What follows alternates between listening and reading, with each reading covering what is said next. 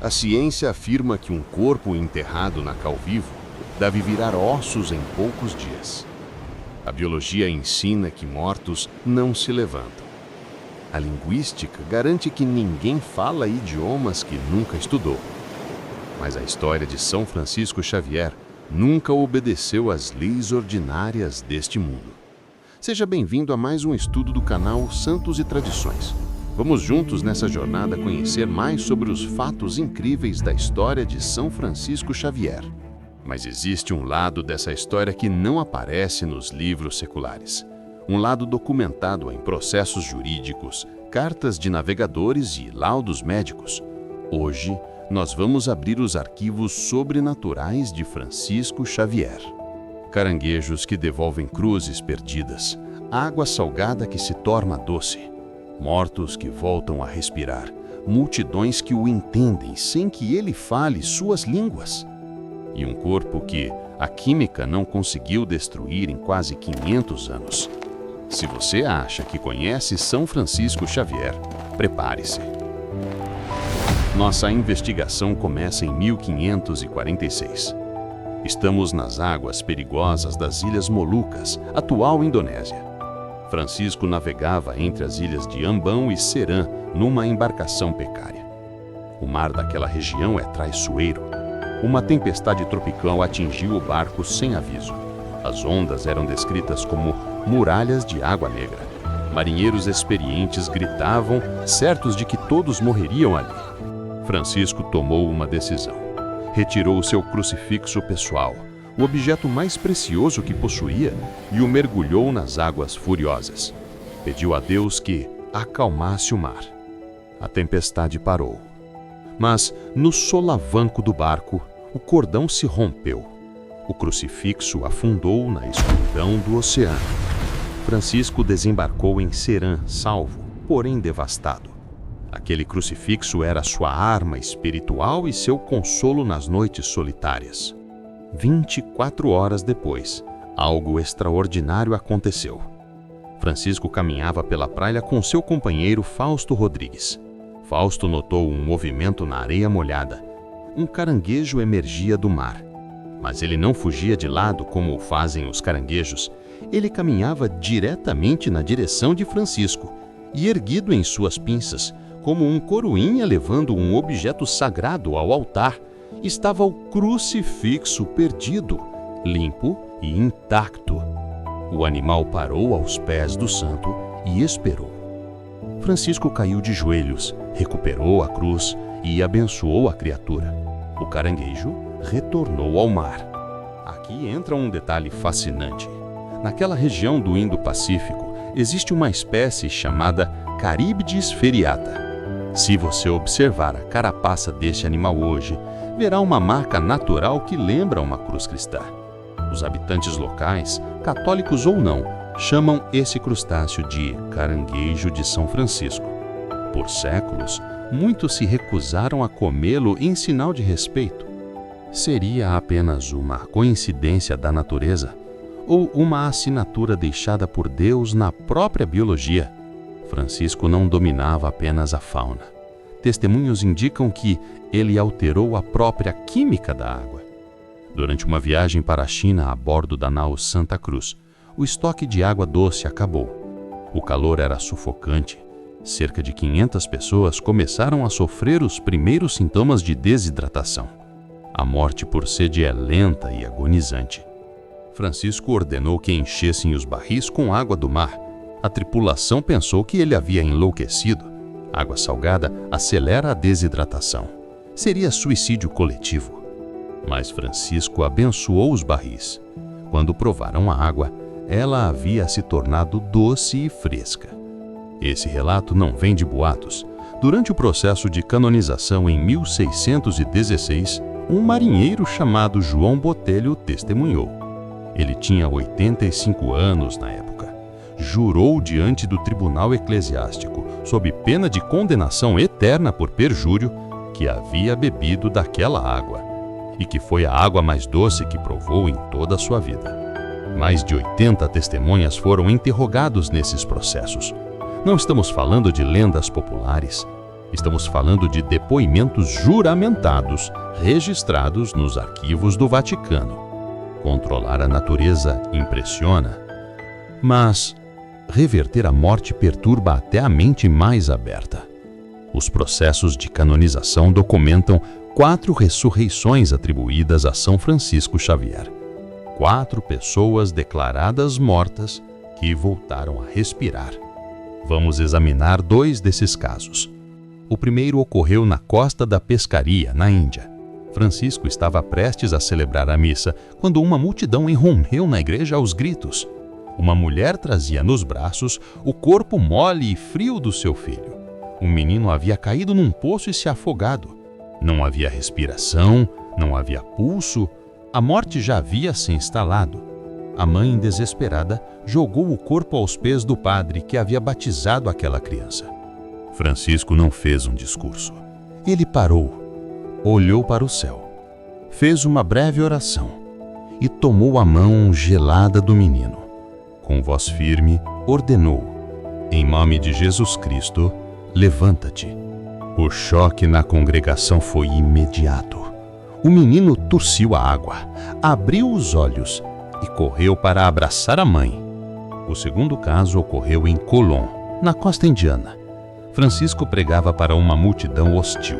Ninguém queria ouvir sobre um Deus crucificado.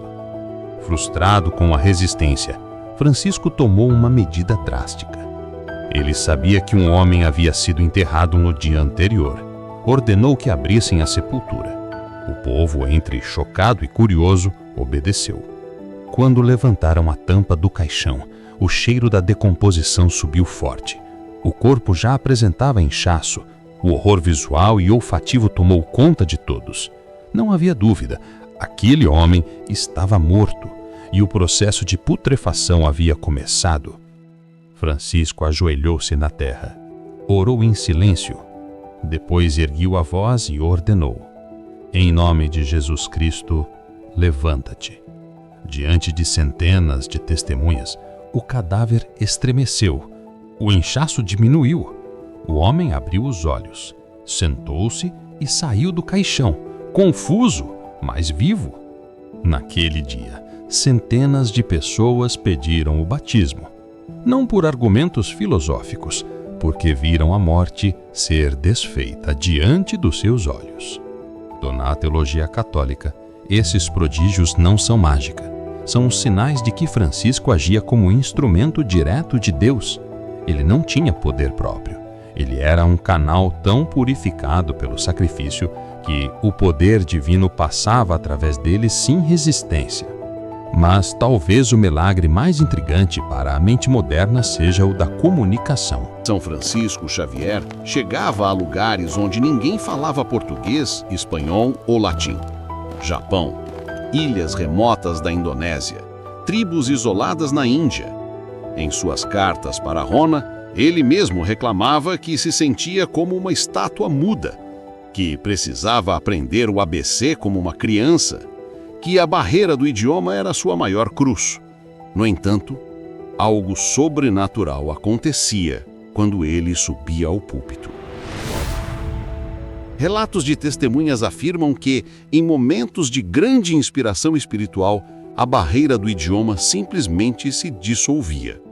Francisco pregava em uma língua, mas a multidão, composta por diferentes etnias e dialetos, o entendia perfeitamente. Cada pessoa ouvia a mensagem em sua própria língua materna. Os teólogos chamam esse fenômeno de xenoglossia, quando alguém fala idiomas que nunca estudou. Outros falam em acumetria, o milagre da audição, quando os ouvintes compreendem independentemente da língua falada. Seja qual for a explicação teológica, o resultado prático é inegável. Francisco, muitas vezes sozinho, batizou centenas de milhares de pessoas em terras onde não dominava o idioma local. Os relatos dizem que seu braço direito ficava tão exausto de tanto batizar que ele precisava de ajuda para erguê-lo no final do dia. Era Deus agindo através da humildade daquele homem? Ou a linguagem do amor e da caridade é tão universal que transcende qualquer gramática? O fato permanece. Um único homem, em 10 anos, evangelizou mais pessoas do que muitas instituições inteiras conseguiram em séculos. E ele fez isso cruzando barreiras linguísticas que deveriam ter sido intransponíveis. Francisco correu o mundo como uma chama que queima rápido e intenso. Em 1552, ele olhava para a China continental. Era seu último grande sonho, o imenso império que ainda não conhecia o Evangelho. Mas seu corpo, exausto por 10 anos de viagens desumanas, não aguentou mais. Na pequena ilha de San Juan, próxima à costa chinesa, Francisco adoeceu gravemente. Febre alta, tremores constantes, uma cabana de palha como único abrigo. Ao seu lado, apenas seu servo chinês Antônio permaneceu fiel até o fim. Em dezembro daquele ano, Francisco Xavier entregou seu espírito. Tinha apenas 46 anos, uma vida curta pela contagem do calendário, uma vida imensurável pelo impacto que deixou. Mas a história de Francisco Xavier não termina com sua morte. Na verdade, é aqui que o mistério mais perturbador começa. Os portugueses que estavam em San Juan tinham um problema prático. Queriam levar o corpo de Francisco de volta para a Índia, para Goa. Mas a viagem duraria meses. O calor tropical destruiria os restos mortais muito antes da chegada. Tomaram uma decisão comum para a época, porém brutal. Colocaram o caixote numa caixa de madeira e o cobriram completamente com cal viva, muita cal viva. Para quem não conhece, a cal viva reage violentamente com matéria orgânica. Ela queima, corrói, acelera a decomposição. O objetivo era simples e direto. Em algumas semanas, sobraria apenas o esqueleto limpo, fácil de transportar. Fecharam o caixão e esperaram. 10 semanas se passaram, quase 3 meses. Quando finalmente abriram o caixão para recolher os ossos, o que aconteceu fez os marinheiros caírem de joelhos. O cheiro esperado era de morte e podridão acelerada. Mas não. O que saiu daquele caixão foi um perfume suave. A cal não havia tocado a pele de Francisco. O corpo estava intacto. A pele rosada. O rosto sereno, como se estivesse apenas dormindo. Não havia nenhum sinal de decomposição. O capitão do navio era um homem prático. Suspeitou de algum truque ou ilusão. Ordenou que fizessem um corte na coxa do santo. Precisava provar que aquilo não era uma estátua de cera. Quando a lâmina cortou a carne, sangue vermelho e líquido jorrou do ferimento. Sangue fluindo de um corpo morto há 3 meses, coberto de material corrosivo em pleno calor tropical. Cientificamente, não existe explicação conhecida para isso. A cal deveria ter consumido os tecidos em dias. Em vez disso, o corpo permaneceu intacto, como se estivesse protegido por algo invisível. Este é o paradoxo da cal. O primeiro milagre físico contínuo de Francisco Xavier. Onde deveria haver pó, havia vida. Agora começa a saga de uma relíquia que atravessou mares e sobreviveu não apenas ao tempo, mas à devoção excessiva de seus próprios admiradores. O corpo foi primeiro levado para Malaca, na atual Malásia, e ali foi tratado com negligência. Enterraram-no numa cova pequena demais, em solo úmido, sem caição apropriado. Para fazer o corpo caber naquele espaço apertado, os coveiros pisaram sobre ele, quebrando as vértebras do pescoço. Meses depois, quando decidiram exumá-lo para continuar a viagem, encontraram um corpo ainda incorrupto. Apesar do solo úmido, apesar dos maus tratos, apesar de tudo.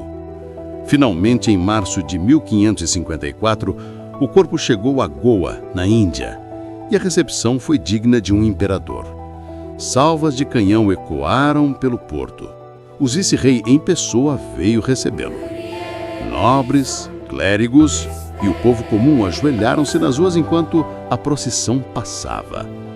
Francisco Xavier foi aclamado como Coencho Saibe, o Senhor de Goa, o protetor perpétuo daquela terra.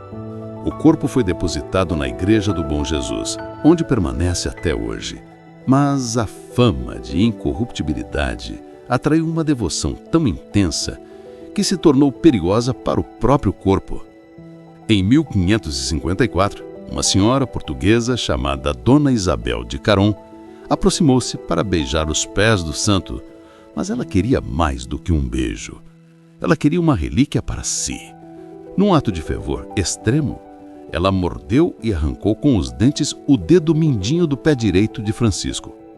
O que aconteceu em seguida chocou todos os presentes. Sangue escorreu da ferida, manchou as vestes do corpo, como se Francisco ainda estivesse vivo e sentindo dor. Esse dedo está hoje preservado num relicário de cristal. Mas a maior mutilação veio por ordem oficial. Em 1614, Roma determinou que o braço direito de Francisco fosse amputado e enviado para a sede da Companhia de Jesus na Itália. Era o braço que havia erguido cruzes diante de tempestades. O braço que havia batizado centenas de milhares de almas. O braço que ficava tão cansado de abençoar que precisava de ajuda para se erguer no fim do dia. Quando os cirurgiões cortaram o membro mais uma vez, sangue líquido jorrou de um corpo morto, há 62 anos. Esse braço está até hoje na Igreja de Jesus, em Roma. A omoplata foi enviada para Macau.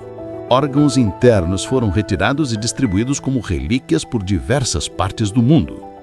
O que resta hoje em Goa é um corpo que sofreu. Sofreu pela natureza, sofreu pela cal, sofreu pela negligência e sofreu pelo amor possessivo de seus devotos. Vocês devem estar se perguntando, mas isso é real? O que os médicos dizem? O corpo de Francisco Xavier é um dos mais examinados da história. Em 1556, o médico do vice-rei da Índia, Dr. Cosme de Saraiva, realizou um exame detalhado. Seu laudo oficial está preservado até hoje. Ele escreveu que tocou todas as partes do corpo, que os órgãos internos permaneciam em seus lugares e que não havia qualquer sinal de embalsamamento artificial e que a preservação era, em suas palavras, humanamente inexplicável. Séculos depois, em 1951, uma equipe médica moderna examinou o corpo novamente, com tecnologia do século XX. Claro, o corpo mudou ao longo dos séculos. Hoje ele está ressecado. A pele parece um pergaminho antigo. O rosto sofreu deformações pela compressão em caixões pequenos demais no passado. Ele não está mais corado como se estivesse dormindo.